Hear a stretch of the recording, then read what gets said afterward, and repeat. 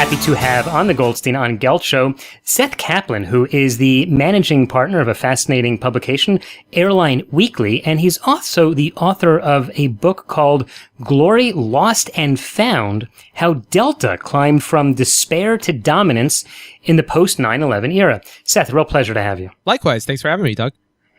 So is it true that well, I guess it is true, but what was it about Delta that made it turn around and succeed after 9/11?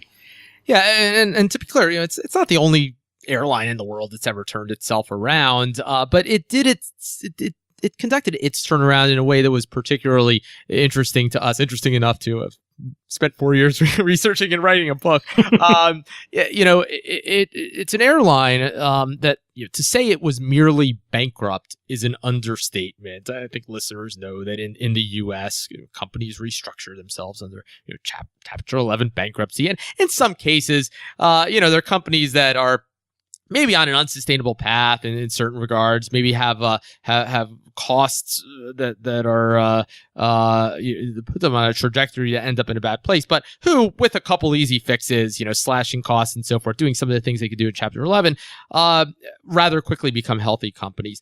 That wasn't the case at Delta. I mean, Delta was really on death's doorstep, a company that was truly in danger of finding itself in liquidation. And so it went from that position of being not merely bankrupt, but worse off than almost every other bankrupt company, to at the top of the industry, to an airline that's admired by others around the world, not only for its financial performance, and Doug, I think this is what we found really fascinating, not only what it's doing for its shareholders, but also for the fact that it conducted that turnaround in a way that left it with rather happy employees and rather happy customers too. And that's why it's kind of a feel-good story. I mean, there's more than one way to make money in the airline industry.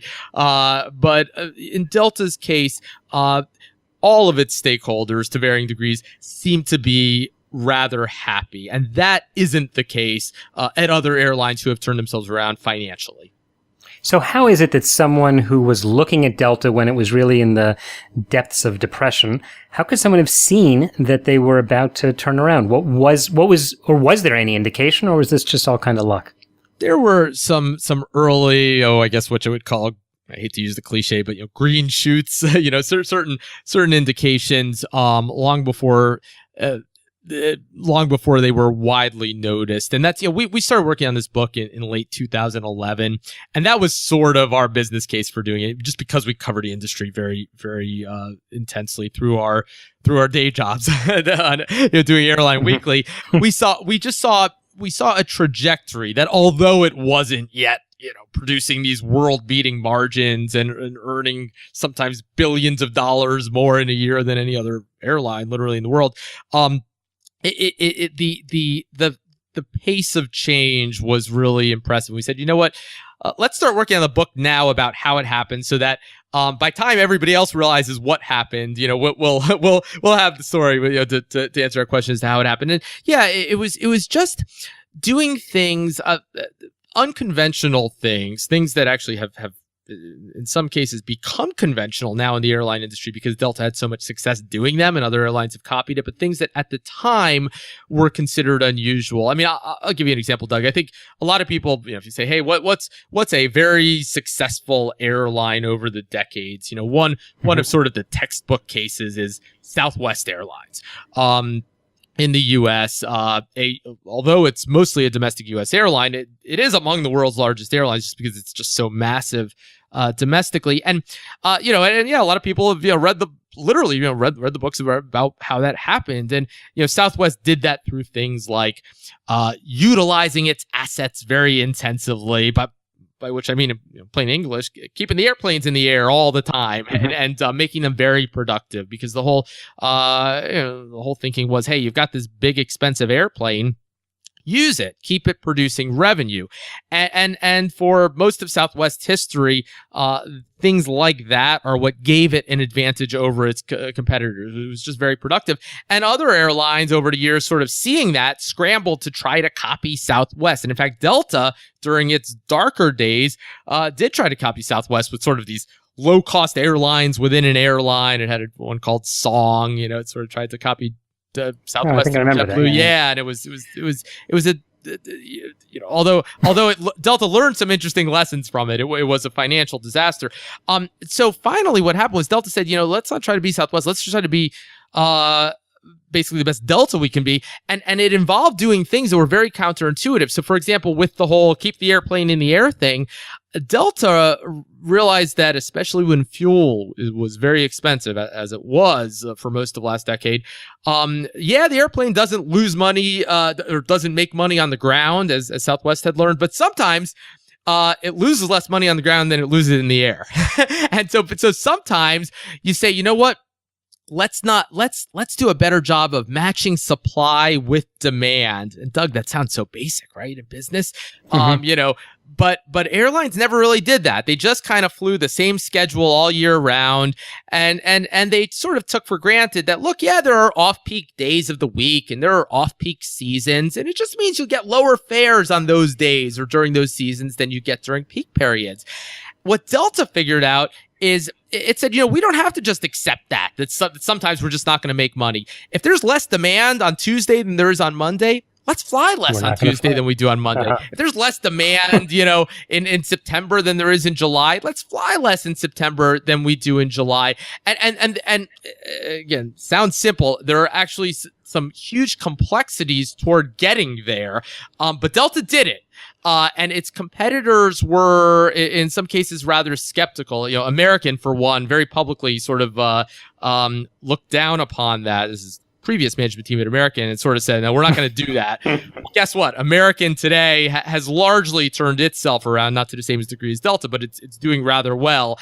And American, under its new management team, is flying a very seasonally and day of week scheduled airline. And related to that, Doug, lots of airlines like new airplanes. They like the latest, greatest airplanes. Delta is happy to have an old fleet, which is part of what enables it to do that. When you have sort of old depreciated aircraft that you already paid for it, that you don't have these huge mortgage payments on, you can park the airplane certain days without thinking about all the money you're spending on it, even when it's not in the air. So that too, very counterintuitive, but very successful.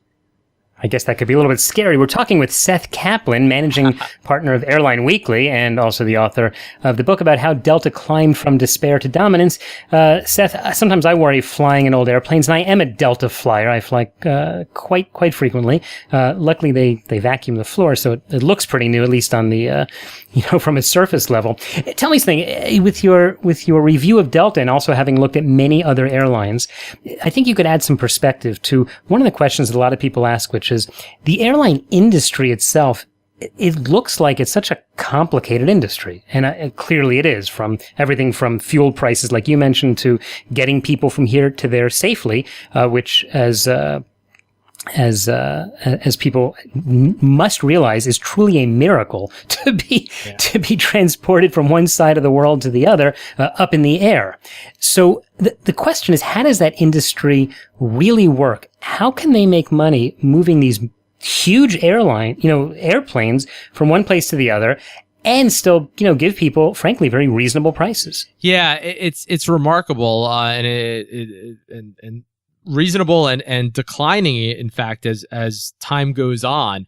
Airfares have done nothing but decline in inflation-adjusted terms over the years, and it's partly, well, look, aircraft become much more efficient as time goes on. They burn far less fuel, for example.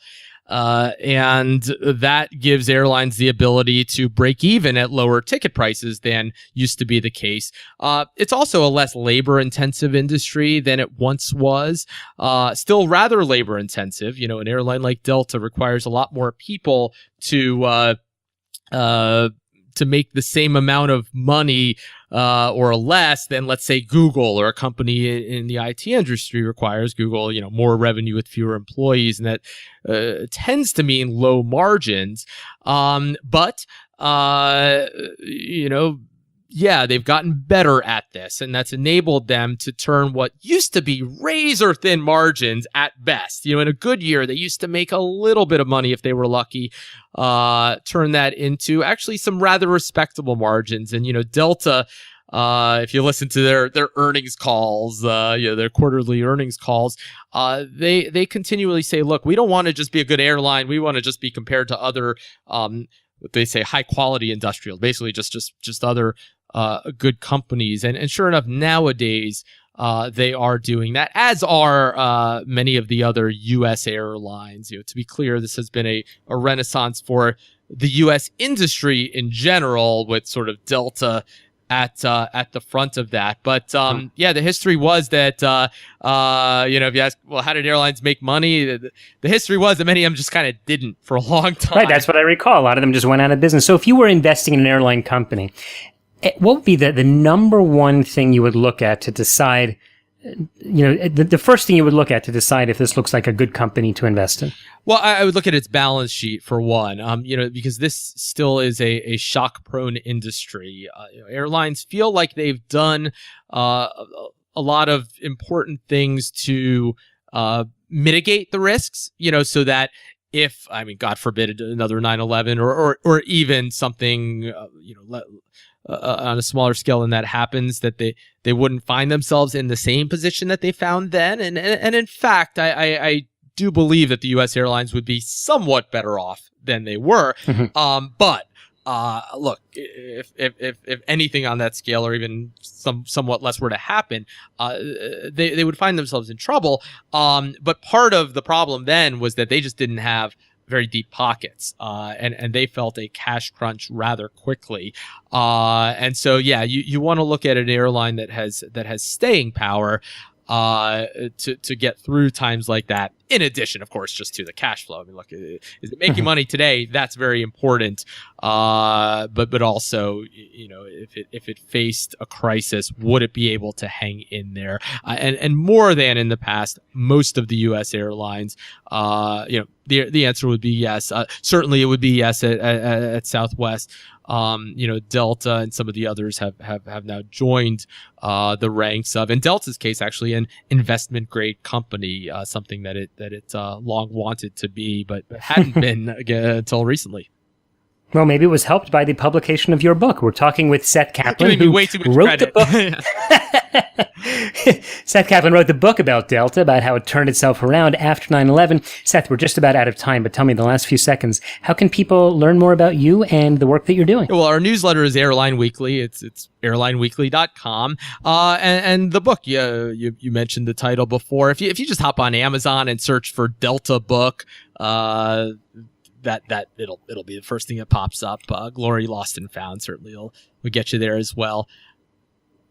Okay, so we will put a link to both those at the show notes of today's show at goldsteinongelt.com. Seth Kaplan, thanks so much for taking the time. Thank you, Doug. You've been listening to the Goldstein on Gelt Show with money maven Doug Goldstein. Doug's weekly radio show is heard around the world, but if you miss it, you can download the podcast at www.goldsteinongelt.com.